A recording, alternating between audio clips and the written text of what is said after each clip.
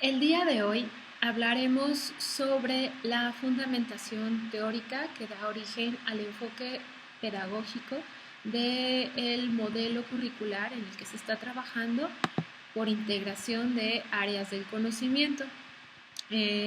Quisiera en esta ocasión agregar que dadas las situaciones actuales, dada la contingencia y la distancia social que estamos viviendo, pues se van a generar muchas necesidades en el contexto educativo. De tal modo que este video tiene el objetivo de dar evidencia y fundamento al trabajo de diseño, más bien de desarrollo curricular que se está llevando a cabo dentro del programa Concuprice, dentro de este modelo para atender a los alumnos en sobreedad, en nuestro caso en el estado de Guanajuato.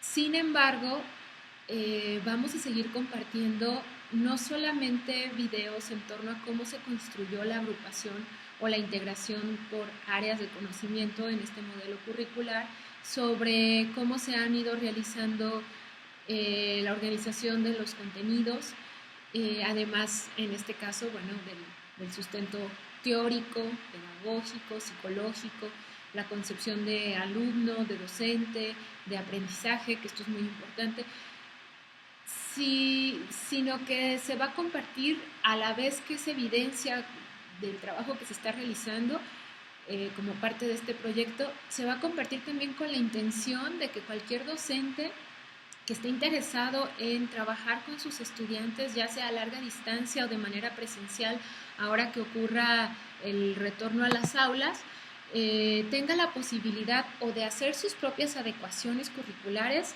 siguiendo todo un procedimiento, sea este, sea otro, pueda tener algún acompañamiento si es de utilidad este conjunto de videos, pero también que pudieran utilizar algunos de los productos, los ejercicios que se están realizando, organizando los contenidos de una manera más concreta, más compacta, en donde podamos eficientar en cuestiones de tiempo y de logros de aprendizaje los cortos tiempos con los que contamos a veces en el aula, o en el caso pues de los alumnos que por algún motivo han dejado de asistir regularmente a la escuela.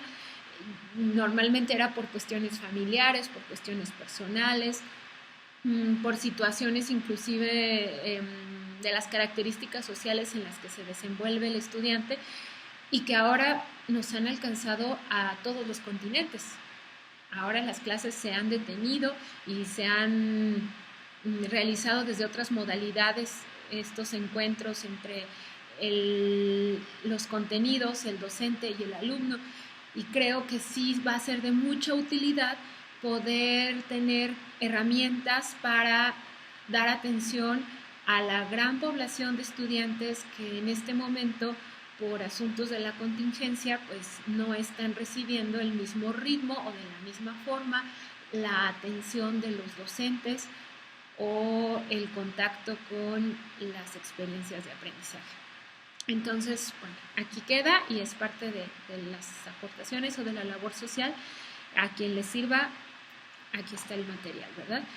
Quisiera entonces comenzar con lo que ocupa a este video, y en este video vamos a pretender lo más que se pueda, de una manera lo más sintético, lo más resumido, dar esa explicación del enfoque pedagógico que guía el modelo curricular en el que estamos trabajando por agrupación de áreas del conocimiento. Primero quisiera plantear un panorama mundial que desde antes de esta contingencia pues ya estábamos viviendo. Es un panorama en donde los cambios son constantes, son acelerados, hay una sensación de incertidumbre, esto lo dicen sobre todo Tedesco y Román Martiniano, de los autores que se han mencionado, pero pues muchos más, ¿no? Lo advierten, en donde ya los conocimientos disciplinares como tales ya no son suficientes para que el educando y el egresado pueda insertarse en el mundo laboral, en el mundo profesional, ya que se requiere que el egresado solucione problemas en muy distintos contextos. inclusive en situaciones inéditas. Y esto solamente es posible cuando puede transferir los conocimientos que adquirió a otras circunstancias, a otras situaciones, a otros contextos que jamás se imaginó. Inclusive los autores describen el panorama actual no solo de incertidumbre y de cambios vertiginosos, sino de caos. Y es muy fuerte el término, pero qué mejor ejemplo que lo que estamos viviendo. No sabemos qué pueda ocurrir en un futuro no tan lejano. Tenemos dudas, vamos tomando decisiones sobre la marcha como sociedad, como individuos. Y estas decisiones, pues, nunca habíamos tenido que enfrentar contextos y situaciones así. Estas decisiones están de alguna forma siendo parte de esa transferencia que hacemos de los aprendizajes, de los conocimientos y saberes que teníamos sobre una situación en particular. Estamos tratando de transferirlos a estas otras situaciones inesperadas. De tal modo que, pues, qué mayor evidencia que lo que estamos viviendo ahora y cómo los tiempos nos exigen que un egresado que pretendemos que se incorpore a la realidad, a la vida social, a la vida laboral, al éxito profesional, a la vida profesional, necesita hacer este tipo de transferencias. Y lo que hoy vamos a explicar es sencillo de alguna manera decir en términos de programas o de planes que requerimos que el egresado de la educación básica cuente con estas posibilidades, pero ¿cómo se logra? Por eso va a ser importante hoy hablar de cuestiones psicológicas, de cuestiones de construcción del conocimiento, de procesos de aprendizaje, porque varios autores nos indican que solamente cuando el conocimiento es lo suficientemente profundo, cuando el proceso de apropiación del conocimiento es complejo y es profundo, es cuando se logran hacer esas transferencias a situaciones inéditas. De tal modo que hoy ya no nos podemos conformar con que el estudiante aprenda contenidos disciplinares, ya sea teóricos o procedimentales, metodológicos, porque pongamos un ejemplo, el alumno nos puede decir perfectamente qué es una escoba, por poner un ejemplo burdo y bastante simplón, pero puede definirnos escoba, puede escribir la palabra escoba, puede hacernos toda una descripción del objeto escoba y sus usos. Inclusive puede ser que maneje un listado de formas de utilizar una escoba y nos puede también dar la serie de pasos importantes para barrer y para barrer correctamente, para que se cumpla el objetivo de que quede limpio un espacio, el suelo de un espacio, pero que nos lo diga de manera teórica, tanto el concepto escoba como el procedimiento de barrer, no significa que este alumno sea eficiente para dejar limpio el suelo de un lugar. Ahora, llevémoslo al tema de la transferencia de situaciones inéditas o de contextos distintos. Ahora pensemos que este alumno tuviera que enfrentarse a limpiar o a barrer el suelo de un lugar en las situaciones en las que nos encontramos hoy. Por poner un mero ejemplo, que tenga que barrer cuidando su salud, cuidando la salud de los que están alrededor, que tenga que barrer con ciertos líquidos, que tenga que hacerlo de tal manera que los desechos no vayan a contaminar el lugar que ella dejó limpio y que además lo tuviera que hacer en un espacio que nunca ha limpiado, rodeado de situaciones, de problemas que nunca se imaginó tener que enfrentar. ¿Por qué? Porque él como individuo no las había percibido, no las había visualizado o porque no habían ocurrido en el entorno en donde se está desarrollando. De tal forma que eso es lo que se necesita hoy en día. Educandos que al egresar sean capaces de transferir tanto sus conocimientos teóricos, ya sea conceptuales o procedimentales, a otros contextos que nunca habían imaginado. Todo esto en un entorno de cambios acelerados y constantes. De tal modo que, pues ya habíamos hablado que el conocimiento disciplinar pues está fragmentado, está dividido por disciplinas. Cada disciplina tiene sus conceptos, tiene sus métodos y procedimientos, tiene sus formas de expresar el conocimiento y a su vez tiene sus formas de solucionar muy diversos problemas de acuerdo a cada una de las disciplinas. En la integración de disciplinas por áreas de conocimiento, ya hemos explicado más o menos cómo se realiza este espacio de conciliación, de relación disciplinar, articulada y orgánica, donde no se force, donde ninguna disciplina pase por encima de otra, donde no se considere mejor el método de una disciplina que el de otra, mucho menos los conceptos. En ese intento por trabajar de manera integral e integrada el currículum, es importante que no se pierda la autonomía a su vez de cada una de las disciplinas, porque cada una de ellas le está aportando algo distinto a la solución del problema que se tiene que atender. Desde esa perspectiva, entonces, el enfoque pedagógico. Una vez que se ha planteado todo este panorama, voy a encender la luz. Un poquito más claro, ¿verdad? Una vez que se ha planteado desde ese panorama social, mundial, laboral, profesional, es muy importante considerar también los distintos paradigmas de psicología educativa. ¿Por qué? ¿Por qué no nada más voy a hablar de escuelas pedagógicas o de modelos pedagógicos? Porque es importante tener en cuenta la concepción de aprendizaje que vamos a considerar para organizar los contenidos curriculares. Y en ese sentido, pues quisiera hablar de por qué es importante la psicología educativa. La psicología, fuera del paradigma conductista, estudia los procesos internos. Y cuando hablamos de psicología educativa, se refieren básicamente al proceso del aprendizaje. Aquí lo tenemos. Entonces, la psicología educativa va a tener como objeto de estudio el aprendizaje. El aprendizaje es ese proceso interno del ser humano que le permite hacer cambios en cualquier sentido, en situaciones internas, también en comportamientos, en relaciones, en toma de decisiones, en su forma de desempeñarse, en todos los sentidos. Cuando hacemos un cambio y este cambio está buscando un beneficio en nuestra vida, está de por medio el aprendizaje. De tal manera que es importante por ello hablar de los paradigmas en psicología educativa, porque hay distintas formas de concebir el aprendizaje. Y de ahí se va a derivar nuestro enfoque pedagógico. De tal modo que quisiera pasar al esquema que he preparado, que es muy breve, pero espero que tenga claridad.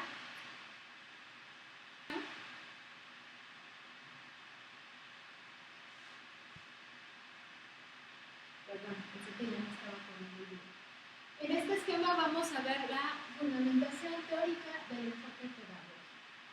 El paradigmas de la psicología educativa, entre ellos se encuentra el paradigma conductista, que, como ya hemos dicho, para ellos es importante la experiencia, el comportamiento, lo observable, lo medible, lo externo, de tal modo que el aprendizaje va a reducirse a modificaciones en el comportamiento observable del sujeto. ¿Qué paradigma de la psicología educativa estaría rigiendo la escuela que normalmente le llamamos la escuela tradicional? Podríamos decirle el fordismo, para evitar los problemas de que si es tradicional o no. El fordismo, esa época en la que era importante capacitar a las fuerzas laborales para que tuvieran el desempeño preciso que se requería para la producción. Este paradigma, esta forma de entender el aprendizaje es en base al paradigma conductista, que por cierto no se pretende abordar este desarrollo curricular desde ese paradigma, ya que se considera que el objeto de estudio, La situación, el fenómeno, el proceso externo al sujeto es el que va a determinar el aprendizaje. De tal manera que el sujeto es pasivo y solamente sus modificaciones, sus aprendizajes van a ir en función de lo que externamente se requiera de él. Está basado el conductismo en la filosofía empirista, de tal modo que, bueno, ya podemos imaginar bajo qué perspectiva, y no lo vamos a descalificar porque es útil y ha sido útil durante mucho tiempo, justamente ese es uno de sus fortalezas. Pero los dos paradigmas que nos interesan para dar sustento al enfoque pedagógico son el cognitivo y el psicogenético. El cognitivo, vamos primero. El cognitivo también se le llama procesamiento de la información, se le llama paradigma cognitivo de la psicología educativa o el procesamiento de la información. Su principal representante es Howard Gardner, pero Howard Gardner pues también ha colaborado con muchas otras personas. Perkins, por ejemplo, es uno de sus grandes colaboradores y también se considera parte del paradigma cognitivo a Ausubel, a Bruno, porque ellos abordan bastante este asunto de cómo se procesa la información para que logre ser un aprendizaje que perdure, ¿verdad? Un aprendizaje significativo. De tal modo que me gustaría hablar de cómo Gardner también propone la ciencia cognitiva, que ya para él la ciencia cognitiva rebasa más allá que la psicología nada más. La ciencia cognitiva es el conjunto de psicología, neurociencias, filosofía, pedagogía, muchas cuestiones que se van a reunir para investigar el aprendizaje y la inteligencia en seres humanos y la inteligencia artificial también. Recordemos que Howard Gardner pues, es muy conocido por las inteligencias múltiples, el proyecto cero, de tal modo que pues, va a tener su propia propuesta y creo que la fortaleza de su propuesta de la ciencia cognitiva, del paradigma cognitivo, es que están muy en concordancia con el modelo actual social en gran parte del mundo. El orden que se tiene a nivel social económico corresponde bastante bien a lo que la ciencia cognitiva aporta. El paradigma cognitivo, bueno, pues tiene su objeto de estudio, sus ojos, sus esfuerzos están dedicados a estudiar las representaciones internas, ya lo hemos dicho, la inteligencia tanto del ser humano como de la inteligencia artificial, aunque también de animales, y a estas representaciones internas le vamos a llamar pues, procesos cognitivos o procesos psicológicos vinculados con el aprendizaje, de tal modo que al ser su objeto de estudio las representaciones internas, que es todo lo opuesto a el mundo observable, medible, comprobable del conductismo, están basados justamente en la postura filosófica opuesta al conductismo, que sería, en este caso de la psicología cognitiva, en el racionalismo.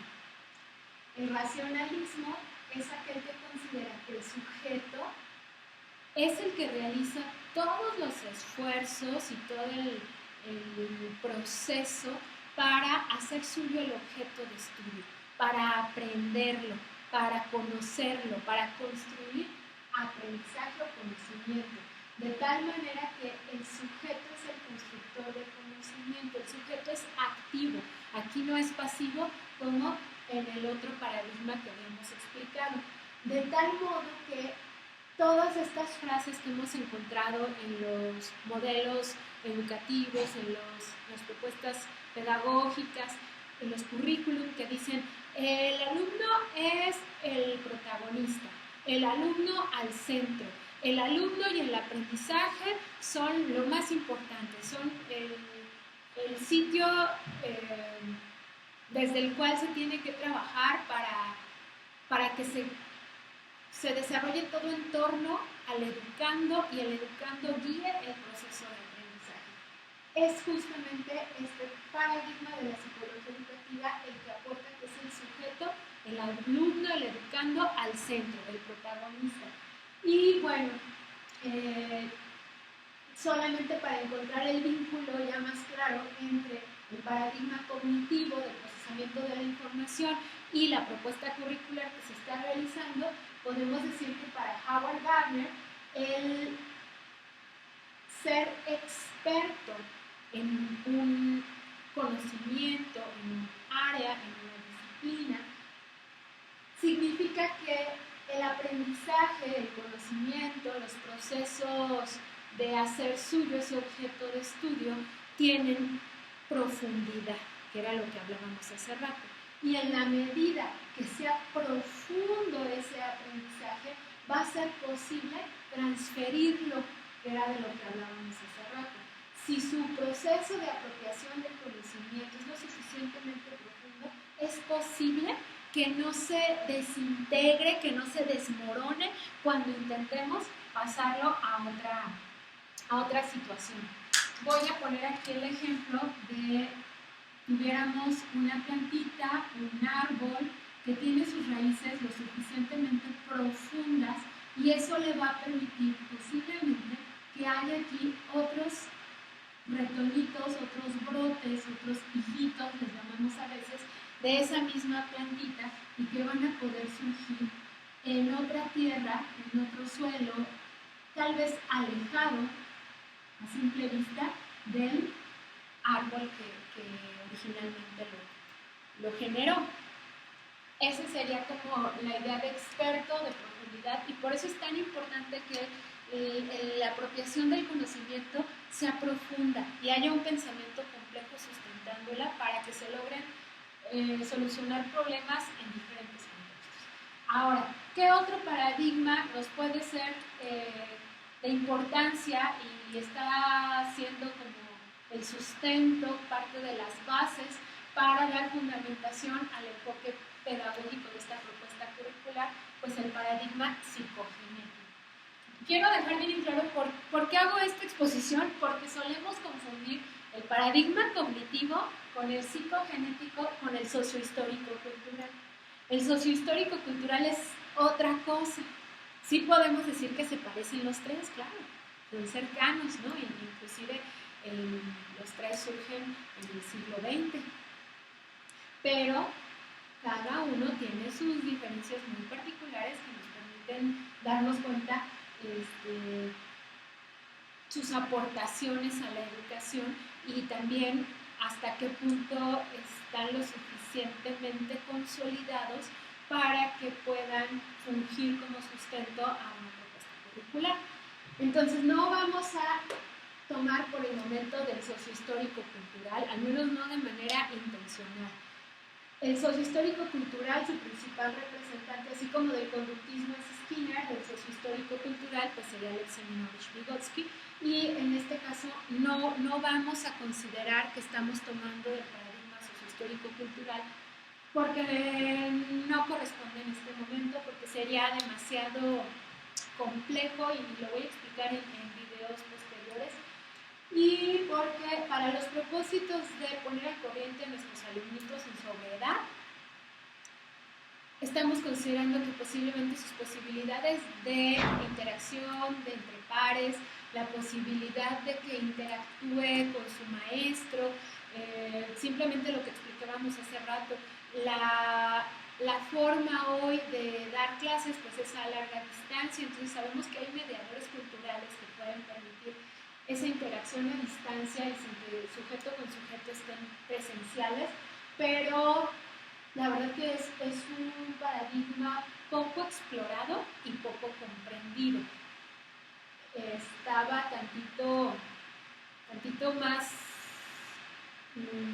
avanzado y de acuerdo a otras formas de pensamiento, entonces ahorita no conviene tocarlo. Es el que habla de la zona de desarrollo próximo y es el que habla de cómo un sujeto que tiene un mayor grado de apropiación de conocimiento o de experiencia o de habilidades o de dominio en algún área al estar en contacto con otro que es menos hábil o que domina menos o que es más inexperto, va a permitir que las posibilidades del menos experto se hagan mayores. Por eso es la posibilidad de un próximo desarrollo. Esto es muy interesante porque es lo que hoy puedo hacer acompañado, lo más seguro es que mañana lo puedo hacer solo. Pero lo que hoy no puedo hacer solo, mañana tampoco lo podré hacer solo. Eso es lo que dice ese paradigma. Pero, al menos para las áreas de las que hablaremos durante esta fase de la integración curricular, no es este paradigma el que más nos va a permitir fundamentar. Vamos ahora sí con la estrella, con el que más nos va a dar sustento al enfoque pedagógico. Es el paradigma psicogenético de Jean Piaget. Jean Piaget, bueno, pues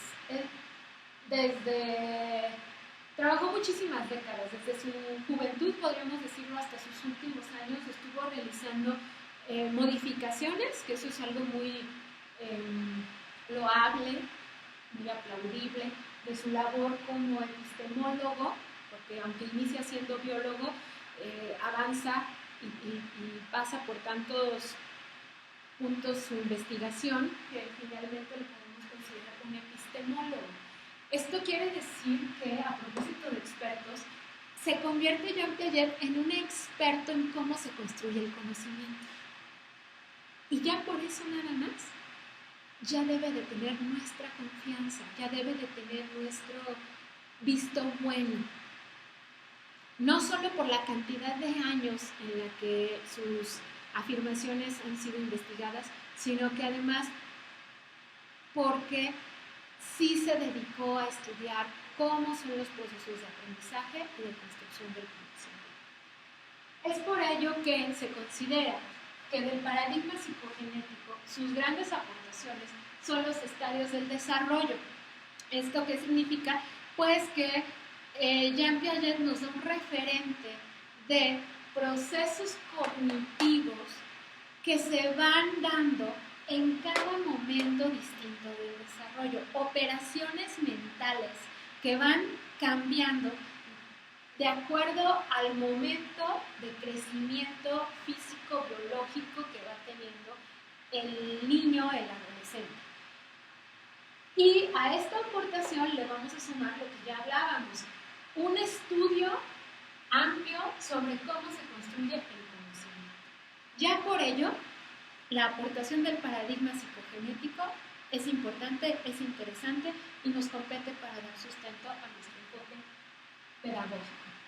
Entonces, así como el conductismo, el sujeto es pasivo y el exterior es el que le va a generar cambios, y así como en la visión cognitiva o racionalista el sujeto es el protagonista y es el que va a generar todos sus procesos de conocimiento, Jean Piaget nos dice que hay una interacción. La interacción es entre el objeto de estudio y el sujeto. En esta interacción, es verdad que el sujeto es activo, es protagónico, es importantísimo, es el centro donde se están llevando a cabo los procesos cognitivos, pero tampoco podemos descartar al objeto. También la forma en la que se le planteen los contenidos del aprendizaje va a tener bastante que ver en cómo se aprende. Y esto me recuerda a los autores que ya hemos revisado y hemos mencionado sobre el diseño curricular y la integración por áreas, cómo sería Camiloni, cómo sería Coricaud, cómo sería el saber tiene sentido de Vasco et al. Y ellos nos advierten, la forma en la que tú organizas el currículum, en la que presentes los contenidos, esa forma en el aprendizaje. Es por ello que aquí vamos a partir de la idea de aprendizaje, de sujeto que tengo, de educando, de alumno, de estudiante que yo tengo, y de ese concepto y de sus formas de aprender, vamos también a tomarlas en cuenta para hacer el diseño del currículum. No nos vamos a quedar 100% en esta postura. Ya explicamos que esto lo tenemos que tomar en cuenta porque es lo vigente, porque es lo que atiende a las necesidades actuales. Sin embargo, creemos que el conocer el momento del desarrollo, cómo se construye el conocimiento y procesos del aprendizaje que han sido explicados desde la psicología psicogenética o piagetiana, como por ejemplo el concepto de equilibración, que tiene que ver con sí, adaptación, asimilación, pero sobre todo la equilibración de la estructura cognitiva. Puse este dibujito porque es como si pensáramos que hay una estructura mental, estructura cognitiva, que está conformada de esta manera y que está equilibrada. Pero cuando nos percatamos que hay cosas que hacen falta a esa estructura, no es como que seamos 100% conscientes de ello, pero estamos realizando una tarea, estamos solucionando un problema, estamos ante una situación inesperada y nos damos cuenta que hay cosas que no tenemos resueltas, que no sabemos, hay huecos, hay, piensen en el juego del Jenga y cómo quitar una tablita del centro o darnos cuenta que esa tablita del centro ya está afectando al equilibrio de toda la torre, nos puede generar caos, angustia, malestar, la sensación de que tenemos que equilibrarlo para que no se caiga. De tal modo que así es como describiría de una manera simplísima, estoy quitándole bastante de todas las explicaciones que da el paradigma psicogenético, pero es como para explicarlo rápidamente. Esa estructura se pone en desequilibrio, igual que la torre del Jenga. Y se pone en desequilibrio porque nos percatamos ante la situación que tenemos que resolver, que hay cosas que no sabemos, hay cosas que requerimos, hay huecos en esa estructura. Y esto nos hace percatarnos, nos hace entrar en desequilibrio, en caos. Ese caos y ese desequilibrio es precisamente el conflicto cognitivo. Y cuando hay ese conflicto cognitivo es que se logra el aprendizaje. Si no hay desequilibrio, no entran en marcha las demás funciones de asimilación, de acomodación, para dar equilibrio nuevamente a la estructura mental. De tal modo que Jean Piaget nos dice que el docente es un elemento importantísimo y así se forma la tríada que él propone en su visión de interacción. El docente es un sujeto muy importante que forma una tríada en el aprendizaje escolar. Está el objeto de estudio planteado en una organización curricular, está el sujeto, que es el educando, el alumno, y está el docente, que es el que tiene que hacer esa presentación de lo que ya está organizado en el currículum, pero presentarlo de una manera intencionada, con una intención de generar situaciones. Estas situaciones, algunos las llaman experiencias de aprendizaje.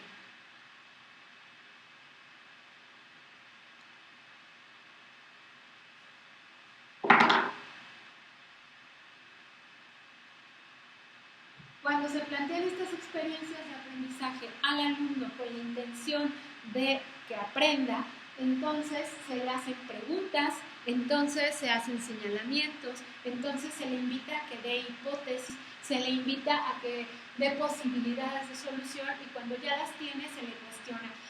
Y si fuera de esta otra manera, y si se te presenta esta situación y has considerado esto otro, de tal modo que se genera un conflicto cognitivo gracias a cómo se planteó en el currículum la organización de los contenidos, gracias a que hay un sujeto que sí es protagónico y que sí es el centro del aprendizaje, pero también aquí hay un docente que está allí intencionalmente haciendo una presentación ya directa en el aula al alumno de una situación que le genere interés, motivación y que al quererla solucionar entre justamente en desequilibrio su estructura cognitiva y solamente de esa manera las piezas que estaban faltando pueden ser aprendidas o pueden ser integradas a su estructura a través de la construcción de conocimiento y allí permanezcan. Es por ello que consideramos que tienen que ser estos dos paradigmas los que le den la fundamentación teórica o la parte psicopedagógica que dé sustento a la propuesta que estamos realizando. Y bueno, ya nada más para corroborar que se han hecho las lecturas, voy a hacer ahorita un breve video donde mostremos la etapa de la revisión documental y sobre los libros que se han revisado, algunos sí en específico para este desarrollo curricular y otros pues se han revisado previamente y en este momento se ha hecho más que nada una relectura o un rescate de las notas o de los apartados que sabemos que nos van a ser de utilidad para dar este fundamento teórico y metodológico.